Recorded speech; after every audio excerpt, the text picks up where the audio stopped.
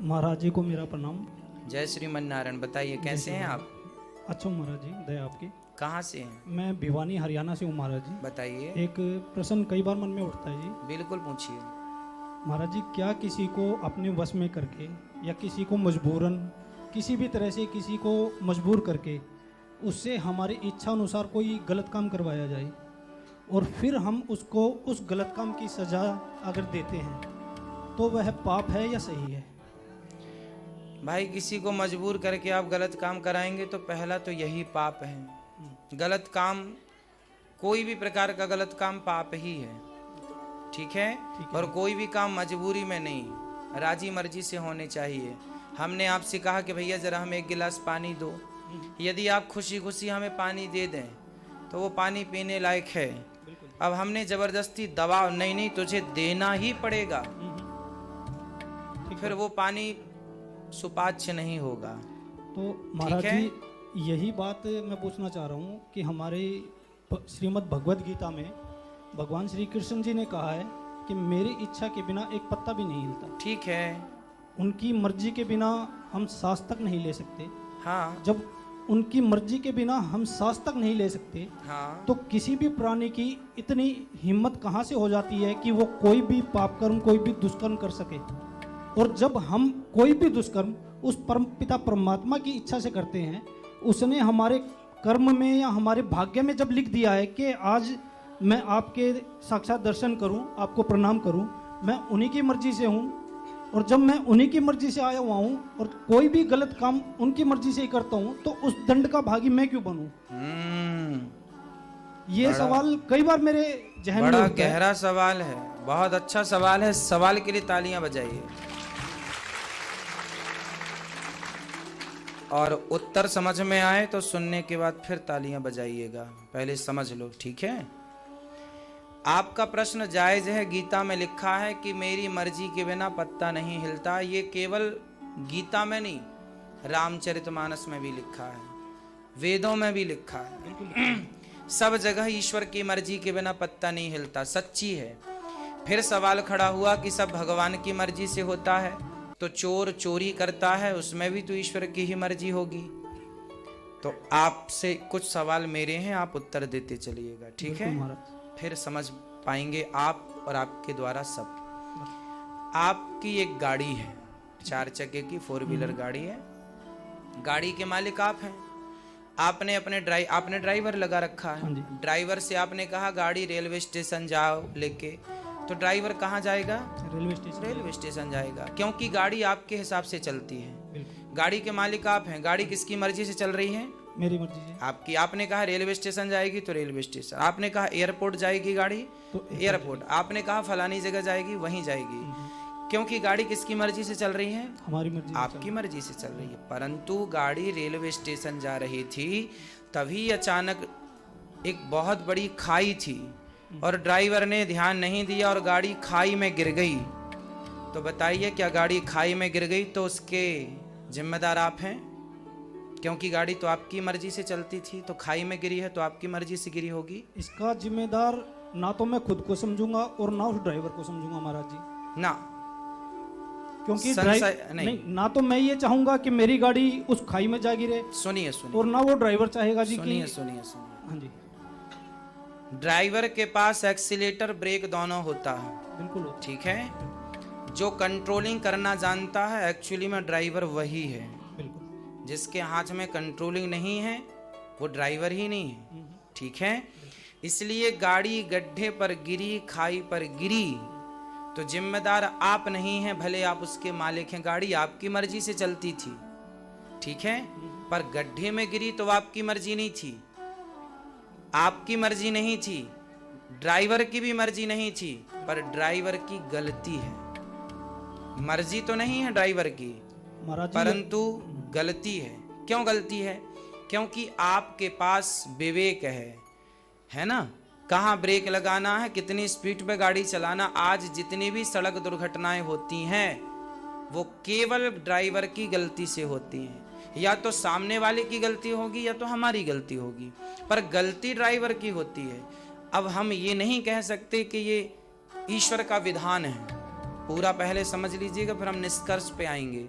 गाड़ी आपकी है, आपकी मर्जी से चल रही है, लेकिन ड्राइवर है ना, उसके पास सब कुछ है। उसी प्रकार ये संसार भगवान की मर्जी से चलता है, पर ईश्वर ने आपको बुद्धि दे रखी है, आपके पास सोचने समझने की क्षमता है। आपको पता है कि ये शराब है, ये दूध है, आपको पता है कि ये आग है, ये पानी है, आपको पता है कि आग में हाथ डालेंगे तो जल जाएगा, आपको पता है कि पानी में हाथ डालेंगे तो गीला हो जाएगा। जब आपको ईश्वर ने इतनी बुद्धि दे रखी है, सही गलत का ज्ञान दे रखा है, तो आप क्यों गलत निर्णय लेते हैं? ईश्वर की मर्जी से संसार चलता है, ये तो सत्य है, पर परमात्मा ने मनुष्यों को बुद्धि और विवेक देकर के स्वतंत्र छोड़ रखा है कि भैया कुछ निर्णय आपके हैं, आप लेते रहना, और उसी निर्णय के अनुसार आपका पाप और पुण्य बनता रहेगा। उस पाप पुण्य का जिम्मेदार मैं नहीं हूं। ये बात रामचरितमानस में लिखी है। कोऊ ना काहू को सुख दुख कर दाता, निज कृत कर्म भोग सब भ्राता। मैं आपसे कहूं कि आप अपने सिर के सारे बाल नोचना शुरू कर दीजिए, तो क्या आप नोच देंगे? अगर कोई जायज कारण है तो वो भी हो सकता है। नहीं, अगर मगर नहीं। सिंपल उदाहरण, सिंपल बात कीजिए। मैं आप सबसे कहूं कि आप अपने सिर के बाल उखाड़ फेंकिए, तो क्या आप उखाड़ लेंगे? नहीं। महाराज जी, हर चीज का एक कारण होता है। हम भक्ति करते हैं, सुनिए ना, कारण आप सही कह रहे हैं, पर आपको तो ये पता है ना कि सिर के बाल उखाड़ना मेरे लिए ठीक नहीं है। मैं आपसे कहूं कि आप कुएं में कूद जाओ, तो क्या आप कूद जाएंगे? मैं आपसे कहूं कि आप आग में कूद जाओ, क्या कूद जाएंगे? आपके पास समझ है कि ये आग है, आप नहीं कूदेंगे।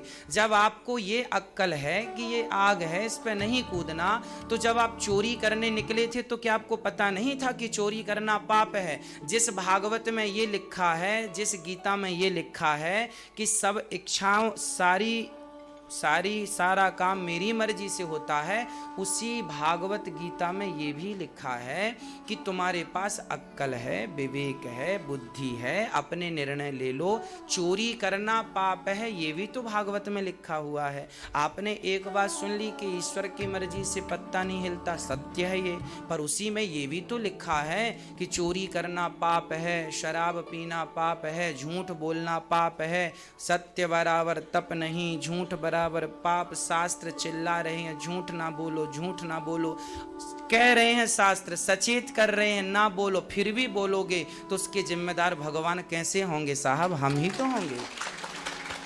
शास्त्र गीता में कितने श्लोक हैं? 700। रामचरितमानस में लगभग 10,000 चौपाइयां हैं। भैया जी, एक चौपाई से सारा अर्थ नहीं निकाला जा सकता, ठीक है? एक बात से, मेरी एक बात पकड़ के यदि आप उस एक बात से पूरी बात का अर्थ निकालें, कभी नहीं निकलेगा, है ना? पूरी बात का अर्थ निकालने के लिए आपको पूरी बात सुननी पड़ेगी। उसी प्रकार यदि गीता का अर्थ करना है तो गीता के एक श्लोक से पूरा अर्थ नहीं होगा। सारे श्लोकों में एक श्लोक में ये बात कही है तो दूसरे श्लोक में उसका समाधान दिया है, उसका तोड़ कहा है। एक को हम प्रूफ ना माने, जिस भागवत में ये लिखा है, गीता में, रामायण में, कि सब में मैं हूँ, सर्वम खलविदम ब्रह्म सीय राम मैं सब जग जानी, सब में मैं हूँ और मेरी मर्जी के बिना पत्ता नहीं हिलता। उन्हीं ग्रंथों में यह भी लिखा है कि आप झूठ बोलेंगे तो पाप के भागी बनेंगे। बताइए। मैं यही कहना चाहता था महाराज जी, जैसे आपने अभी कहा कि आग में कूदने से हमें जाहिर सी बात है दर्द होगा, तकलीफ होगी, तो जब हम भक्ति के मार्ग पे चलते हैं, हम सच्चाई के रास्ते पर चलते हैं, ठीक है, तो तब हमें क्यों तकलीफ का सामना करना पड़ता है? तब तो परमात्मा को हमारा साथ देना चाहिए। इवन होता है इसका बिल्कुल विपरीत है। हाँ हाँ, इसका भी उत्तर लीजिए। इसका बिल्कुल विपरीत। जब आप एग्जाम देते हैं 10वीं का, 12वीं का या अन्य क्लासों का, जब एग्जाम देते हैं तो एग्जाम इसलिए तो देते हैं क्योंकि आपने साल भर पढ़ाई की है। साल भर पढ़ाई की ही नहीं जिस बच्चे ने, वो एग्जाम भी क्यों देगा? क्यों? उसी प्रकार भगवान भी परीक्षा उन्हीं की लेते हैं, एग्जाम के बाद ही तो रिजल्ट आता है, आगे की क्लास मिलती है, नंबर बनते हैं। उसी प्रकार जब तक ईश्वर परीक्षा नहीं लेंगे तब तक ये कैसे सिद्ध होगा कि मेरा भक्त कच्चा है कि पक्का है? भाई, कुम्हार से आप जब घड़ा खरीदते हैं तो खरीदने के पहले ठोकते हैं कि नहीं? 100 रुपए का घड़ा खरीदते हैं तो 10 बार बजाते हैं, साहब कच्चा तो नहीं है, फूटा तो नहीं है। तो जब आप 100 रुपए के घड़े को ठोक बजा के ले रहे हैं तो भगवान जिस भक्त को अपना धाम प्रदान करेंगे उस भक्त को भी तो जरा सा ठोक बजा के देखेंगे।